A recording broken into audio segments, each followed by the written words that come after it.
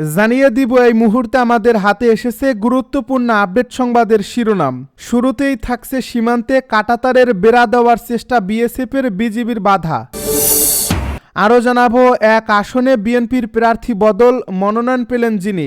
চট্টগ্রাম 4 আসনে প্রাথমিকভাবে দেওয়া মনোনয়ন পরিবর্তন এনেছে বিএনপি।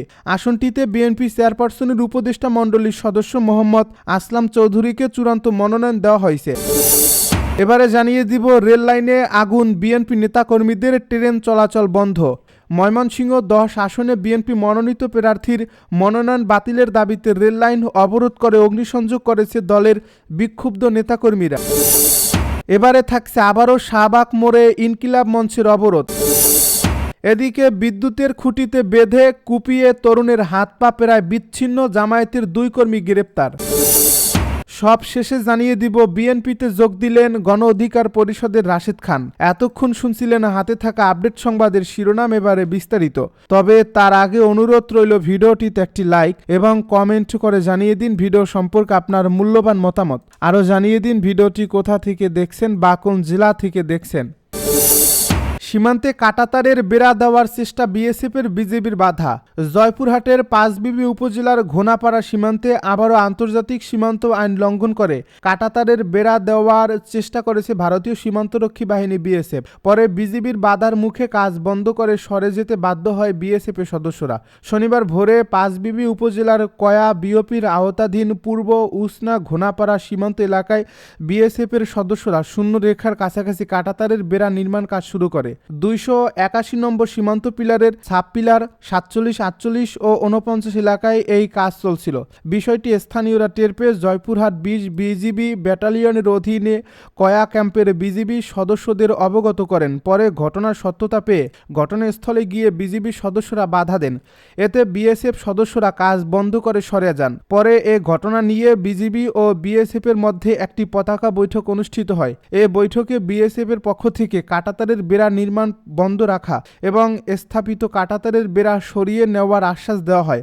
একই সঙ্গে এ ঘটনায় বিএসএফ এর কাছে আনুষ্ঠানিকভাবে প্রতিবাদও জানিয়েছে বিজিবি।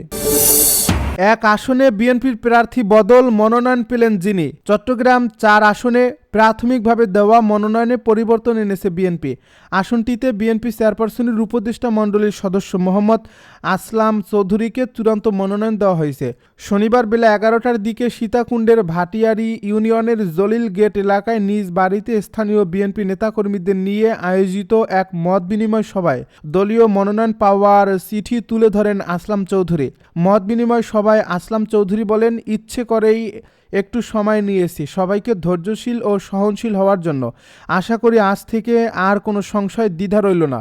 নেতাকর্মীদের উদ্দেশ্যে তিনি বলেন, দল আমার উপর যে আস্থা রেখেছে তা আপনাদের ত্যাগের ফসল। আপনারা চেয়েছেন বলেই প্রাথমিকভাবে ঘোষণা প্রার্থী পরিবর্তন করে আমাকে চূড়ান্ত করেছে। আপনাদের এই আস্থা বিশ্বাসের মর্যাদা রাখার সর্বোচ্চ চেষ্টা করব। রেল লাইনে আগুন, বিএনপি নেতাকর্মীদের ট্রেন চলাচল বন্ধ। ময়মনসিংহ 10 আসনে বিএনপি মনোনীত প্রার্থীর মনোনয়ন বাতিলের দাবিতে রেল লাইন অবরোধ করে অগ্নিসংযোগ করেছে দলের বিক্ষুব্ধ নেতাকর্মীরা। এতে বন্ধ হয়ে যায় Dhaka Mymensingh rail line train চলাচল। শনিবার বিকেল 4টার দিকে গফরগাঁওয়ের শিবগঞ্জ রোড রেল ক্রসিং এলাকায় এই ঘটনা ঘটে। পুলিশ ও স্থানীয় সূত্রে জানা যায়, গফরগাঁও আসনে বিএনপি মনোনীত প্রার্থী মোহাম্মদ আখতারুজ্জামানের মনোনয়ন বাতিলের দাবিতে বিএনপির একাংশের নেতাকর্মীরা উপজেলার শিবগঞ্জ রোড রেল ক্রসিং এলাকায় রেল লাইন অবরোধ করে বিক্ষোভ করে। এতে ঢাকা ময়মনসিংহের ট্রেন চলাচল বন্ধ হয়ে যায়। এ বিষয়ে ময়মনসিংহ রেলওয়ে থানার ভারপ্রাপ্ত কর্মকর্তা মোহাম্মদ আক্তার হোসেন বলেন, রেল লাইনের আগুন দেওয়ায় ঢাকা ময়মনসিংহ রেলপথে ট্রেন চলাচল বন্ধ রয়েছে। এই রুটে ট্রেন চলাচল স্বাভাবিক করতে চেষ্টা চলছে। আবারও শাহবাগ মোড়ে ইনকিলাব মঞ্চের অবরোধ। আবারও শাহবাগ মোড় অবরোধ করে অবস্থান নিয়েছে ইনকিলাব মঞ্চ। শরীফ ওসমান হাদির কবর জিয়ারত করে বিএনপির ভারপ্রাপ্ত চেয়ারম্যান তারেক রহমান চলে যাওয়ার পর ইনকিলাব মঞ্চের নেতাকর্মীরা আবার শাহবাগে অবস্থান নেন। শনিবার দুপুর 12:30টার দিকে আজিজ সুপার মার্কেটের সামনে থেকে ইনকিলাব মঞ্চের নেতারা শাহবাগ মোড়ে আসেন। এর আগে শরীফ ওসমান হাদির খুনিরা গ্রেপ্তার না হওয়া পর্যন্ত শাহবাগে অবরোধ চালিয়ে যাওয়ার ঘোষণা দেন ইনকিলাব মঞ্চ। শুক্রবার বাদ জুমা তারা শাহবাগে অবস্থান নেন। সারা রাত তারা শাহবাগে অবস্থান করেন। ওসমান হাদির কবর জিয়ারত করতে তারেক রহমানের আসা উপলক্ষে সকাল 8:30টার দিকে শাহবাগ মঞ্চ থেকে অবরোধ সরিয়ে আজিজ সুপার মার্কেটের সামনে অবস্থান নেন ইনকিলাব মঞ্চের নেতাকর্মীরা। তখন ইনকিলাব মঞ্চ জানিয়েছিল তারেক রহমান ইনকিলাব মঞ্চের আহ্বায়ক শরীফ ওসমান হাদির কবর জিয়ারত করে ফিরে গেলে তারা আবার শাহবাগে অবস্থান করবেন। সরেজমিনে গিয়ে দেখা যায় শাহবাগ মোড়ে শরীফ ওসমান বিন হাদির খুনিদের গ্রেপ্তারের দাবিতে বিভিন্ন স্লোগান দিচ্ছেন ইনকিলাব মঞ্চের নেতারা। খুঁটিতে বেঁধে কুপিয়ে তরুণের হাত পা প্রায় বিচ্ছিন্ন, জামায়াতের 2 কর্মী গ্রেপ্তার। চাঁপাইনবাবগঞ্জের শিবগঞ্জ উপজেলার আবু সুফিয়ান নামের এক তরুণকে বিদ্যুতের খুঁটিতে বেঁধে কুপিয়ে গুরুতর জখম করা হয়েছে। এতে ওই তরুণের 2 হাত ও 1 পা প্রায় বিচ্ছিন্ন হয়ে গেছে বলে জানিয়েছেন চিকিৎসকেরা। গুরুতর আহত অবস্থায় সুফিয়ানকে প্রথমে রাজশাহী মেডিকেল কলেজ হাসপাতাল এবং পরে রাজধানীর জাতীয় অর্থোপেডিক হাসপাতাল ও পুনর্বাসন প্রতিষ্ঠানে ভর্তি করা হয়েছে। গত বুধবার শিবগঞ্জের উমরপুর ঘাট এলাকায় এই ঘটনা ঘটে। আহত আবু সুফিয়ান একই উপজেলার বাজিতপুর গ্রামের রবিউল ইসলামের ছেলে।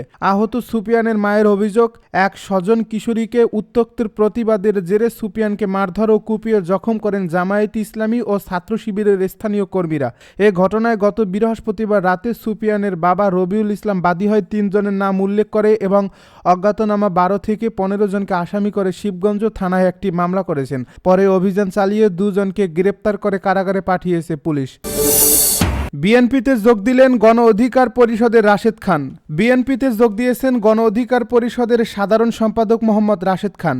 ঝিনাইদহ 4 আসনে তিনি ধানের শীষ প্রতীকে নির্বাচন করবেন। শনিবার দুপুরে রাজধানীর গুলশানে বিএনপি চেয়ারপারসনের রাজনৈতিক কার্যালয়ে দলটির মহাসচিব মির্জা ফখরুল ইসলাম আলমগীর ও স্থায়ী কমিটির সদস্য সালাউদ্দিন আহমেদের হাতে ফুলের তোড়া দিয়ে বিএনপিতে যোগ দেন রাশেদ খান। এ সময় বিএনপি মহাসচিব মির্জা ফখরুল ইসলাম আলমগীর জানান, গণ অধিকার পরিষদের সাধারণ সম্পাদক মোহাম্মদ রাশেদ খান বাংলাদেশ জাতীয়তাবাদী দলে যোগ দিচ্ছেন। বাংলাদেশ জাতীয়তাবাদী দল সিদ্ধান্ত নিয়েছে ঝিনাইদহ 4 আসনে ধানের শীষ প্রতীকে নির্বাচন করবেন তিনি আরো বলেন, এটা আমাদের দলের সিদ্ধান্ত, আমি আপনাদের জানালাম। সেই সঙ্গে আমি আপনাদের অনুরোধ করব ঝিনাইদহ 4 আসনে বিএনপির সকল নেতাকর্মীকে রাশেদ খানের সঙ্গে কাজ করার জন্য এবং সর্বশক্তি দিয়ে তাকে বিজয়ী করার জন্য। এর আগে গণ অধিকার পরিষদের সভাপতি নুরুল হক নূরের কাছে পদত্যাগপত্র জমা দেন রাশেদ খান। জাতীয় সংসদ নির্বাচনে জয়লাভের কৌশল হিসেবে রাশেদ খান এমন সিদ্ধান্ত নিয়েছেন বলে জানিয়েছেন। বিপি নূরের কাছে লেখা পদত্যাগপত্রে রাশেদ খান লেখেন, আমার সালাম ও শুভেচ্ছা গ্রহণ করুন। আপনার সাথে রাজপথের সহযোদ্ধা হিসেবে 2018 সালের কোটা সংস্কার আন্দোলন থেকে দীর্ঘ সময় আন্দোলন সংগ্রাম ও রাজনীতি করেছি। এই পথ চলায় আপনি সহ আপনার সহযোদ্ধারা কেউ আমার আচরণ ও বক্তব্যে কষ্ট পেয়ে থাকলে আমি সবার নিকট ক্ষমা প্রার্থনা করছি। দলের সাধারণ সম্পাদকের পদ থেকে পদত্যাগ করার বিষয়ে আপনার সম্মতি পাওয়ায় আমি আপনাকে ধন্যবাদ জানাচ্ছি।